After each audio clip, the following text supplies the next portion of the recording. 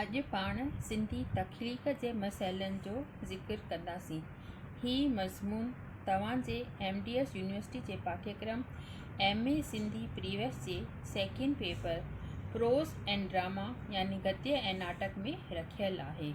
हाणे अचो त ॾिसूं तख़लीक़ जा कहिड़ा मसइला आहिनि। सभ खां पहिरीं ॾिसूं त तख़लीक़ जी माना या अर्थ छा आहे। तख़लीक़ जी माना आहे रचना। त का बि रचना ख़लक़ण या लिखण वक़्तु साहित्यकार खे कहिड़ियुनि मुसीबतुनि या मसइलनि खे मुंहुं ॾियणो पवे थो, उन जे बारे में पाण अॼु ॼाण हासिल कंदासीं। पुराणी कहावत आहे, रचना ईश्वर जो कारनामो आहे। इहो ई कारण हो जो क़दीम ज़माने में शाइर खे पैगंबर जो दर्जो ॾिनो वियो हो, छाकाणि त शाइर जी कल्पना ऐं रचना पैगंबरी इलाम माना खुदाई ॾात सम्झी वेंदी आहे। पैगंबरनि ऐं इलामनि जो समूह यानी वक़्तु बराबरि ख़तमु थियो, पर कलाकार ऐं साहित्यकार जो पैगंबरी रोल अञा ताईं क़ाइमु आहे। ईश्वर त पंहिंजी रचना हिकु दफ़ो ई कई, पर कलाकार ऐं साहित्यकार हर युग में हर पल रचना कंदो रहे थो। साहित्यकार जे रचना कार्य जा मसइला जड़ ऐं बेजान कुदरत सां एतिरो वास्तो रखंदड़ न आहिनि जेतिरो इंसानी ज़िंदगीअ सां हर पल फूलजंदड़ ज़िंदगी, जंहिंजा अनेक पहलू सूख्यम पेचीदगियूं ऐं गूनागू तस्वीरूं आहिनि। संदसि खेत्र वसीअ यानी विशाल आकाश जेतिरो त गहरो पाताल जेतिरो आहे। अहिड़े कार्य लाइ हर ज़मान ऐं मकान जे साहित्यकार लाइ के मसइला रहिया आहिनि। जॾहिं जॾहिं उन्हनि मसइलनि खे कंहिं तख़लीक़ी अदीब मुकमिल तौरु गिरफ़त में आंदो आहे, तॾहिं ई उच्च कोटीअ जे साहित्य जो निर्माण थियो आहे। साहित्यकार जो मसइलो अहिड़ो सवलो न आहे जो चवे थी वञ ऐं ॿिए पल ॾिसे त उहो जेकी हिन चाहियो थे सो थी वियो। साहित्यकार लाइ इंसान ऐं संदसि ॿियनि इंसाननि सां रिश्ता ऐं उन्हनि जो ज़ंजीर मिसल रद्द अमल एॾो वॾो पेचीदो रस्तो आहे, जंहिंखे तइ करण लाइ अनेक यतन ऐं साधननि जी ज़रूरत आहे। गोर्गीअ जे अखरनि में जेकर चवां त रचना कार्य लाइ लेखक वटि तिखी कल्पना, मन जी सूझी ऐं पंहिंजे ज़हन खे यानी दिमाग़ में चीज़ुनि जा चित्र बणाइण जी लियाक़त हुजे माना एबिलिटी हुजे।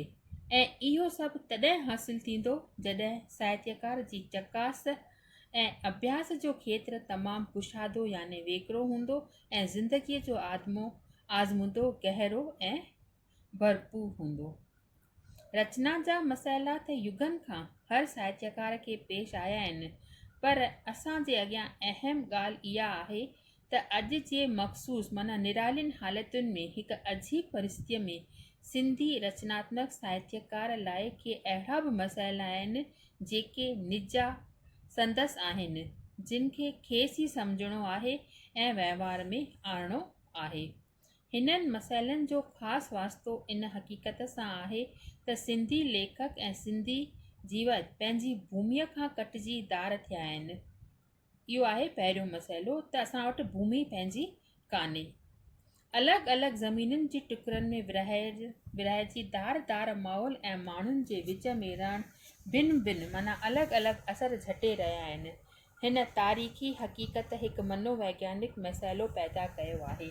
नयनि हालतुनि जे पस मंज़र में के नवां इंसानी मसइला ज़रूरु उभरनि था, पर जीअं त हयातीअ सां वास्तो रखंदड़ मसइला हर हंधि आम तौरु साॻिया आहिनि, तंहिं करे साहित्यकार उन्हनि खे त जल्दी सूझे वठे थो, पर मनोवैज्ञानिक प्रक्रिया अहिड़ी सवली सुलझण जी वस्तु न आहे। इन ॾिस में जेकर 19वीं सदीअ जे प्रसिद्ध फिलासफ़र पेलुखानो जो हिकु वीचार आहे, कंहिं बि समाज जे साहित्य ऐं कला खे सम्झण लाइ ज़रूरी आहे त उन जी मनोवैज्ञानिक माना मन जी हालत खे सम्झिजे, छो त उन्हनि भाषंदनि जे हालतुनि ऐं माहौल ते जेका फेर फार अचे थी, उन्हनि जो संदन मन वृत्तीअ ते माना मन ते तहनि ते काफ़ी असर पवे थो। भूमि, इतिहास ऐं परंपरा सां कटिजी वञण सां पहिरियों मसइलो यानी कॉम्प्लेक्स जो पैदा थियो आहे सो आहे एहसास माना महसूस कमतरी त असां वटि साहित्यक रवायत जी कमी आहे ऐं एतिरो शाहूकार वरसो कोन्हे जंहिं ते नाज़ यानी गर्व करे सघूं या जंहिं मां उत्साह पाए सघूं। किन मथां त वहम एतिरो सवार आहे जो चवां त शाह लतीफ़ खां सवाइ असां वटि कुझु कोन्हे ऐं शाह लतीफ़ पिणु सिंधी साहित्य में हिकु हादसो आहे। अहिड़े नज़रिए पुठियां क़ौम जे कल्चर ऐं इतिहास जी औसर जी अणॼाणाई निमाया आहे माना ॾेखाव ॾिए थी। शाह जे ज़माने खां अॻुवारे अरसे जी रवायत जी असांखे ॼाण न बि हुजे या उन जो लिखियलु इतिहास हासिलु न थिए या उनखे महफ़ूज़ न कयो वियो हुजे सा हिकिड़ी ॻाल्हि आहे, पर ईअं सम्झणु त इन खां अॻु में खालो ऐं ओचितो हादिसो थियो सा ॻाल्हि इंसानी समाज ऐं संदसि कल्चर इतिहास जे नियमनि जे बिल्कुलु अपोज़िट आहे यानी उन जे विरुद्ध आहे। विलियम ब्राउन बिल्कुलु अहिड़े विषय जे सिलसिले में बहस कंदे यूनानी कवि होमर बनस्बत बिल्कुलु साॻी ॻाल्हि खे रेटींदे लिखियो आहे त कविता कला हिकु ॾींहं में पूरनता हासिलु न कंदी आहे। आला मंज़िल ते पहुचण लाइ उनखे वक़्तु टाइम लॻंदो आहे ऐं दर्जे ब दर्जे इहा मंज़िल ईंदी आहे। रंग बिरंगी शाइराणो तसवुर, बेशुमार उमंगनि जो दरियाव, अखरनि जो संगीत ऐं ॿोलीअ जी लचक ऐं उन्हनि खे पेश करण जा ख़ूबसूरत वसीला कंहिं भाषा में मौजूदु हुजनि जितां कवि खणे इन्हनि खे पंहिंजे नमूने में इस्तेमालु करे ऐं अहिड़ो कुझु खलके माना रचे जेको सदियुनि ताईं दामियत माना क़ाइमु रहे सो न को हादिसो आहे ऐं न को हिकु ॾींहं जी पैदाइश थी सघे थी। को आला साहित्यकार भल पंहिंजी लियाकत में केतिरो बि फ़ख़ुरु वठे पर संदसि लियाकत ॿियनि जी ॾात ऐं महिनत सां नस्बती आहे जीतोणीकि उन जो पूरो तखमीनो यानी अंदाज़ लॻाइणु ॾुखियो आहे। ईअं सम्झणु त अगाटे वरसे खे विसारे या रेटे असांजो साहित्य वाधारो करे सघंदो सो ईअं आहे जीअं वण जूं पाड़ूं कटण खां पोइ उमेदु रखणु त इहो ख़ुदि ब ख़ुदि उसरी वेंदो। ईअं बराबरि आहे त भूमीअ सां संबंध टुटण करे पंहिंजी परंपरा सां ॻंढु रखणु ऐं उन जी सही फूल करणु ॾुखी ॻाल्हि ज़रूरु आहे, पर अहिड़ी ॾुखियाईअ जो इहो जवाबु कोन्हे त पंहिंजी रवायत खे घटि करियूं या उन तां दस्तबरदार थियूं।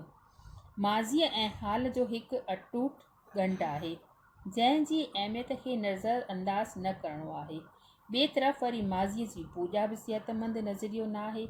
इन करे सिंधी अदब खे इहो मसइलो सुलझाइणो पवंदो जंहिंजो मक़ौल हल इहो आहे त सिंधी फ़नकार यानी कलाकार पंहिंजे वरसे मां जेकी सिहतमंद कौत बख़्श ऐं ताज़गी ॾींदड़ आहे तंहिंखे झटे ऐं जज़ब करे पंहिंजी तख़लीक़ लाइ राह गड़े।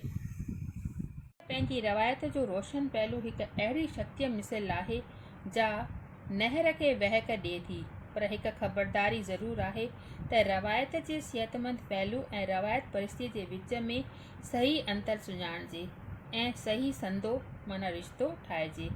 के मदे ख़ारिज अनासर यानी जुज़ा वरी माज़ीअ खे चूटण था घुरनि ऐं उन तरह हू नवाण ऐं ताज़गीअ खां बेमुख बणिजी बीठल पाणीअ खे लहर सम्झी था वठनि। अहिड़नि ज़हन ॿुठ शख़्सनि लाइ गुर्दे टैगोर जा ही अखर अखियूं खोलींदड़ आहिनि। हू चवे थो त साहिब कला आदर्श जॾहिं रवायत जे तंग दायरे में फासी थो पवे ऐं हिकु क़िस्म जो वैष्णु रुख अख़्तियार थो करे त पोइ लॻातार साॻिए क़िस्म जा हिकु सरीका ऐं बेमज़े गुल ऐं पन पैदा करे थो।